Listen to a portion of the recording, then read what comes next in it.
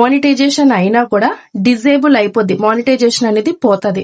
So ఎవరు కూడా ఈ మిస్టేక్ అయితే చేయకండి. హాయ్ అండి, welcome to our YouTube channel. ఇప్పుడు నేను చెప్పబోయే ఇన్ఫర్మేషన్ అయితే ఛానల్ ఎవరిదైతే మానిటైజేషన్ అయిందో వాళ్ళ ఈ విషయాన్ని అయితే గుర్తుపెట్టుకోండి.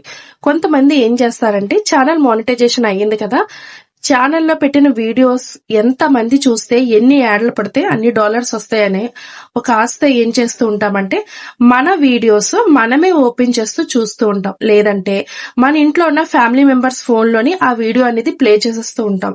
సో ఇలా చేయడం బట్టి ఏం చేస్తారంటే యూట్యూబ్ లో యాడ్స్ అనేవి మన వీడియోకి పడకుండా ఆగిపోతాయి.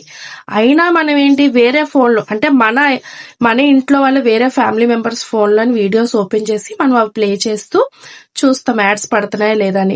ఇలా ఫ్రీక్వెంట్ గా చేయడం బట్టి ఏంటంటే అదొక మాల్ ప్రాక్టీస్, అంటే మనం యూట్యూబ్ ని చీట్ చేస్తున్నట్టు అది కన్సిడర్ అవుతుంది అనమాట. అందుకనే మన వీడియోస్ మనం ఓపెన్ చేసి మనమే చూడకూడదు.